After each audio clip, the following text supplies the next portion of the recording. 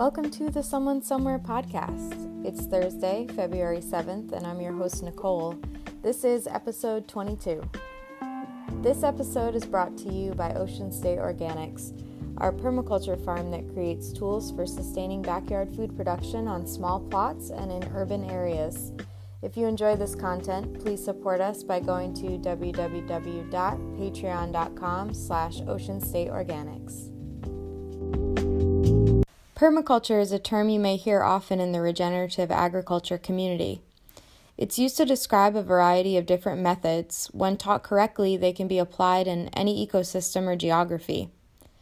This episode is part of a two-part series on an introduction to permaculture.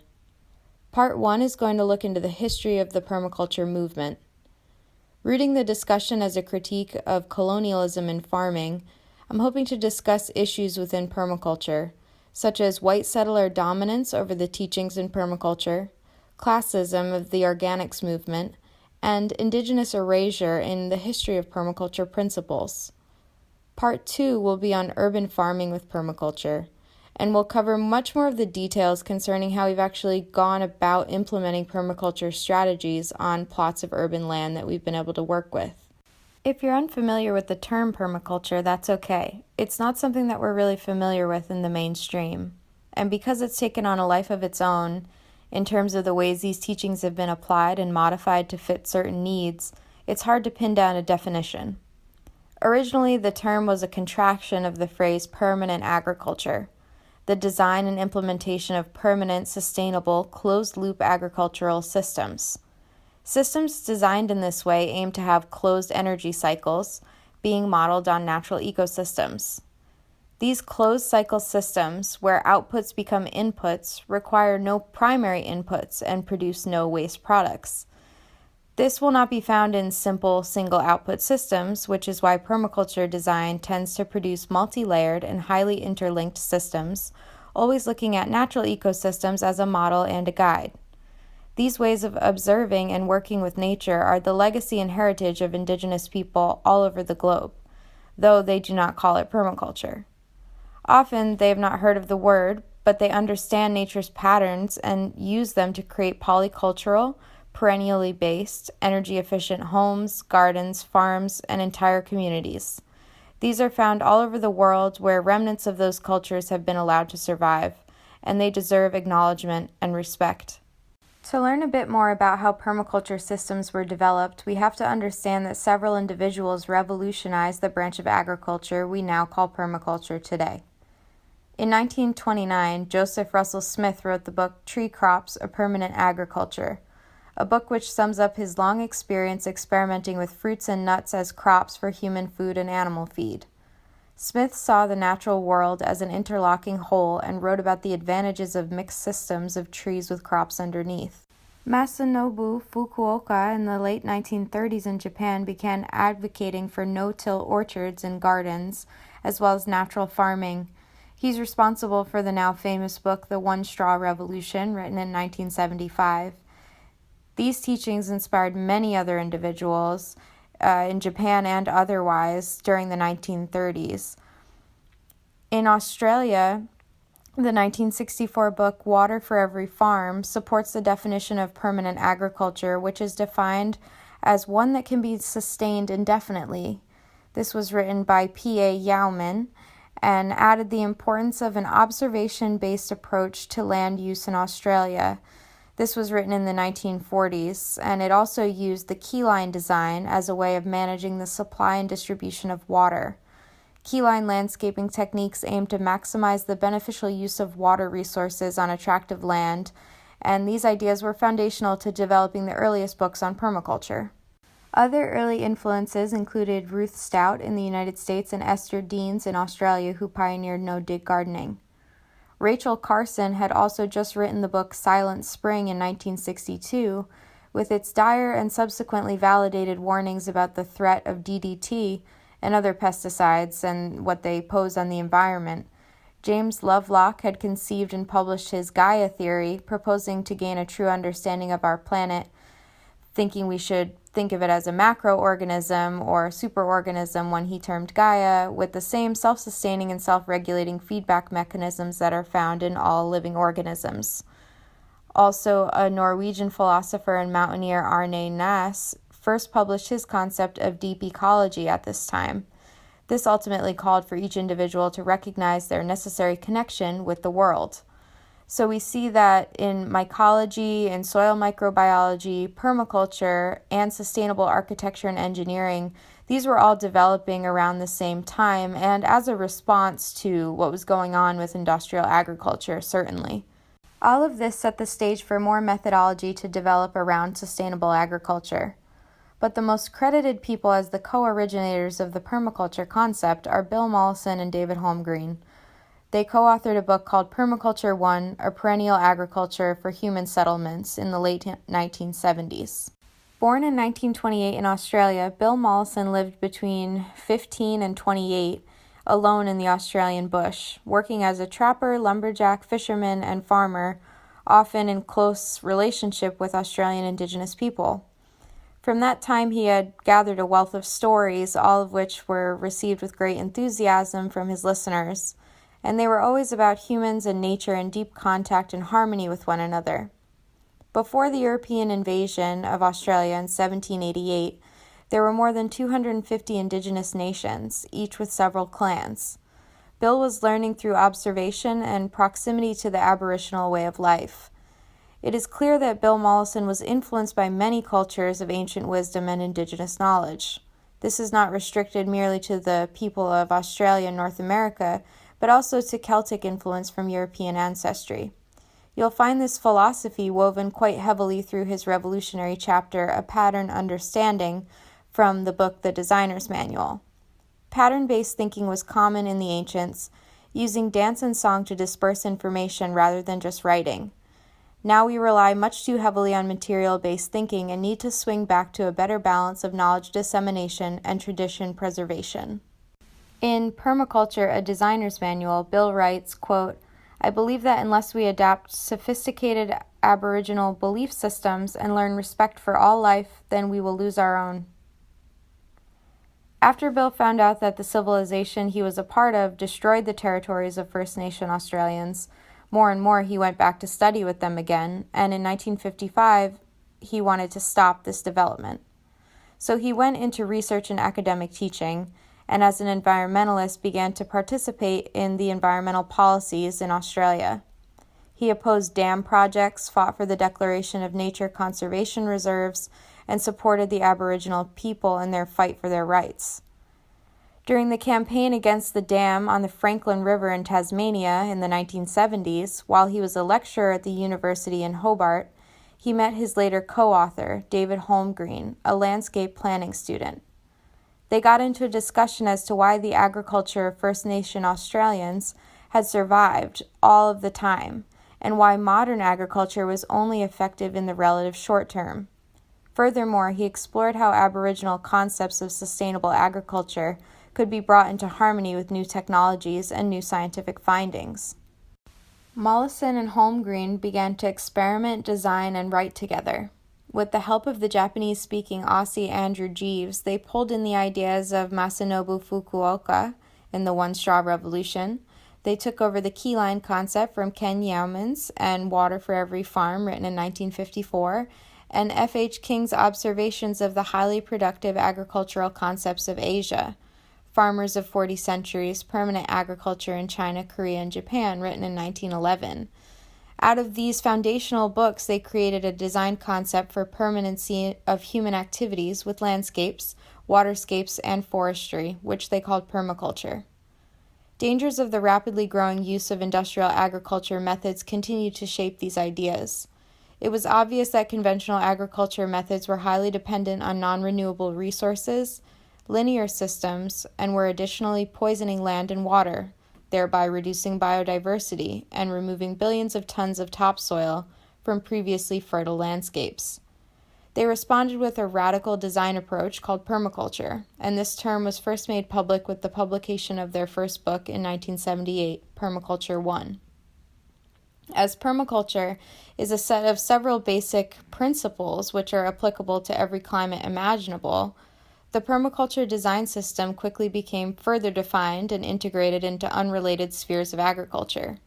This set off a movement to link seemingly separate sciences and areas of classical university departments together. In the next decade, the concept continued to broaden itself from sole focus on agriculture to sustainable human habitats in general. This included buildings and architecture, as well as the design of whole cities. The two continued to write and lecture together, creating more detailed manuals and finally settling on the permaculture design course. They began teaching hundreds of students and contributed to the quick rise and expansion of the concept, which took hold around the world, including in Asia and Central America. In a recent interview, he spoke about how permaculture bridges ancient and modern worldviews.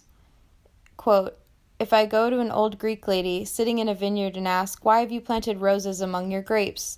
she will say to me, 'Because the rose is the doctor of the grape. If you don't plant roses, the grapes get ill.' Then I can find out that the rose exudes a certain root chemical that is taken up by the grape root, which in turn repels the white fly, which is the scientific way of essentially saying the same thing." In order to talk about the origins of permaculture, we have to talk about decolonization, which brings about the repatriation of indigenous land and life. It is important to note here that Native peoples are not mythical relics of the pre-colonial or pre-Columbian Americas. They are not extinct peoples. Native people continue to live, and many continue to tend their council fires, which have been maintained for hundreds of continuous years. Many of them continue to resist the process of settler colonization and assimilation. Decolonization is about upholding the long-standing treaties, adherence to international law, and the return of genuine sovereignty and administration of land use to First Nation peoples. Decolonization is about correcting past crimes committed by settlers and returning stolen land. This process should be done without strings attached. I want to make this part clear as a settler myself who sees value and importance in enacting these principles now. Questions of what happens to present settler peoples is secondary to the act of returning native land to native peoples. It is this facet of decolonization which settlers fear, specifically because it affirms that no guarantee of a settler future exists, of one with rights over stolen land. Determining the future of settler people would be solely up to the indigenous governance of the future. The selfishness of settler people is on full display when confronted with this core principle of decolonization and what we perceive that we will gain to lose. This concept is complicated by the fact that the ancestors of some settlers of color have been brought here against their will, and this is known as the tangled triad of settler, native, and settler of color. And while settlers of color may experience systematic oppression at the hands of the currently designed economic political system, they are also a settler people. And because of this, they have a stake in the continuation of the colonial project. Understanding this is how the United States became the colonial project it is today is essential to decolonizing permaculture. And just as Bill Molson supported and credited First Nation Australians as the founders of these teachings and concepts, we need to support Indigenous nations across the world in their fight for sovereignty and stewardship over the planet. I'm particularly inspired by the organization called Honor the Earth. Honor the Earth's mission is to create awareness and support for Native environmental issues and to develop needed financial and political resources for the survival of sustainable Native communities. Honor the Earth develops these resources by using music, the arts, the media, and Indigenous wisdom to ask people to recognize our joint dependency on the Earth and to be a voice for those not heard. Go to honortheearth.org to learn more. My concern with the current trendiness towards permaculture, organics, and market gardening is this. How can we expect to be designers of an ecological future if we don't understand our past? Indigenous communities understood that interventions to the land make a lasting impact on everything around it and everything nourished by it. When we decide to make interventions to the land today, we only think about the ways in which it's going to benefit us as settler people. It's a settler-centric, human-centric approach, and it ultimately means that we are breaking these closed-loop systems that nature provides for us and using them for our own purposes like gluttony or convenience. When we hope to build a regenerative future amidst what is sure to be climate chaos, how can we accomplish this while continuing to systematically benefit from the genocide of indigenous people? We cannot. We cannot continue to own stolen land. We can be stewards with our actions, bringing about the proliferation of native plants and animals, building topsoil, and fighting corporations that seek to exploit the earth. The phrase indigenous permaculture is a living and evolving framework for reclaiming indigenous agricultural and horticultural knowledge as sacred and rightfully theirs. Permaculture, organic farming, and every regenerative practice on the planet was discovered and passed down to indigenous people from their ancestors. Because of this, we must have the utmost respect for indigenous contributions to the field. We must devalue those who seek to steal and appropriate the work of indigenous thinkers. We must lift the voices of indigenous masters of their crafts and give back to their communities. Supporting their work is essential to the healing of the planet. Secondly, we must recognize that across the world there are many similar philosophies among indigenous people in regards to respect for the earth and the appreciation for natural systems and minimizing interventions. However, ecological knowledge is always site-specific. The plants, animals, fungi, and soil microbes are different everywhere you go, and we must not be arrogant enough to assume that we know and understand it all. Traditional knowledge was disseminated not by books, but through cultural traditions. These traditions take time and skill to learn and appreciate, and we must not generalize the vastly diverse contributions that exist in favor of collapsing them into the term indigenous. Contemporary permaculture must confront that we live in a colonial society which continually benefits from colonial processes. This is not something that occurred in the past and we can move on from.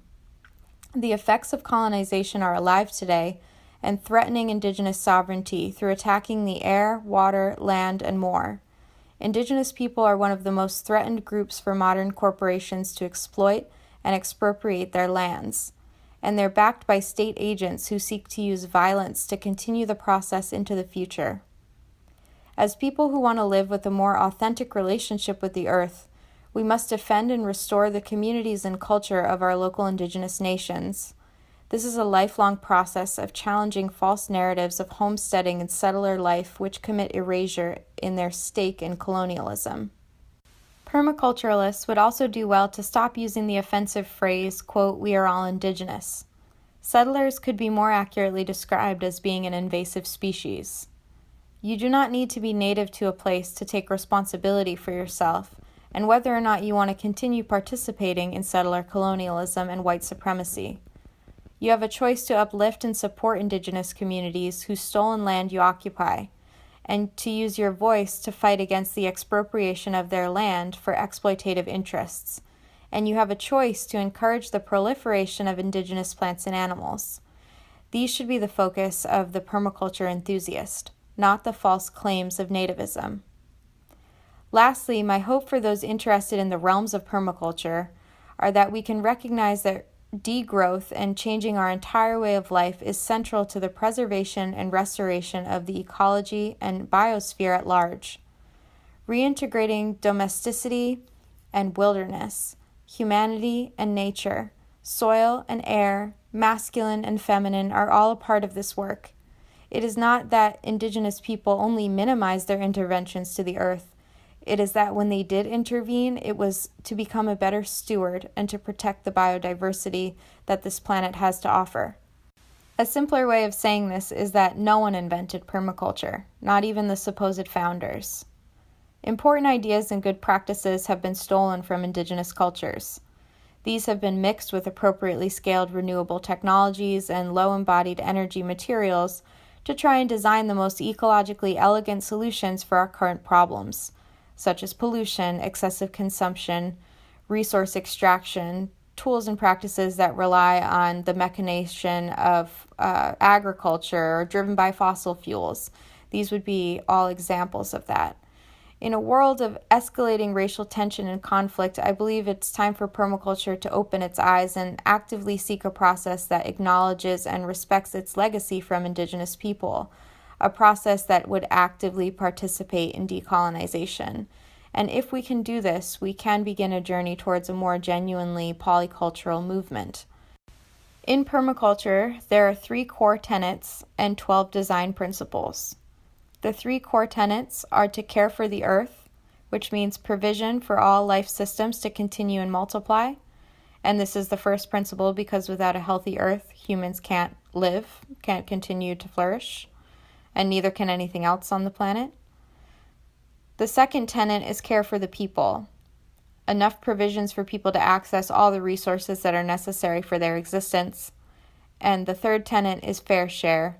By governing our own needs, we can set resources aside to further all the above principles and return waste systems back to recycle into usefulness, etc., etc. The 12 design principles were outlaid in the book Permaculture: Principles and Pathways Beyond Sustainability. This was written by David Holmgreen. The first is to observe and interact. By taking time to engage with nature, we can design solutions that suit our particular situation. The second is catch and store energy. By developing systems that collect resources at peak abundance, we can use them at times that we need them. The third is to obtain a yield. Ensure that you're getting truly useful rewards as part of the work you're doing. The fourth is apply self-regulation and accept feedback. We have to discourage inappropriate activity to ensure that systems can continue to function. 5 is use and value renewable resources and services to make the best of nature's abundance and reduce our consumptive behavior, as well as dependence on non-renewables. Number 6 is produce no waste. By valuing and making use of all the resources that are available to us, nothing goes to waste. 7 is design from patterns to details. By stepping back, we can observe patterns in nature and society. These can form the backbone of our designs, with the details filled in as we go. 8 is integrate rather than segregate. By putting the right things in the right place, relationships develop between those things and work together to support each other. 9 is use small and slow solutions. Those systems are easier to maintain and make better use of local resources. 10 is use and value diversity. Diversity reduces vulnerability. It helps ward off threats and takes advantage of the unique nature of the environment in which it resides. 11 is use edges and value the marginal. The interface between things is where the most interesting events take place. These are often the most valuable, diverse, and productive elements within your system. And the last principle of the 12 design principles is creatively use and respond to change. We all have a positive impact in inevitable change by carefully observing and intervening at the right time. After hearing the 3 core tenets of permaculture and the 12 design principles, we can see that participating in a process of decolonization is essential to the success of using permaculture methods appropriately. To care for the earth, care for people, and make sure everyone is able to get their needs met, we must center and uplift the work of indigenous teachers while making serious changes to our way of life. This means making an effort to support the causes which confront the environmental devastation propelled by capitalism. This means reducing our consumption and designing new buildings and structures which can support a permanently sustainable way of life on the planet once again. This commitment to permaculture is deeper than some fancy design principles. It's about living by Earth's natural systems in order to live a life of abundance and equity with other living beings on our shared planet. We don't have a lot of time to make these decisions, and I believe that the principles of permaculture are helpful to getting us to where we need to go, so I try to share them when I can. Every time we are able to supplement and make small transitional changes, we are a part of a larger force of decolonizing the planet and returning the land to those whose traditions reflect this respect for our collective home. In part 2, I'll be discussing the multi-step processes of creating closed-loop systems with permaculture. This includes compost, land remediation, gardening with animals to build soil, and making decisions and assessments as you learn.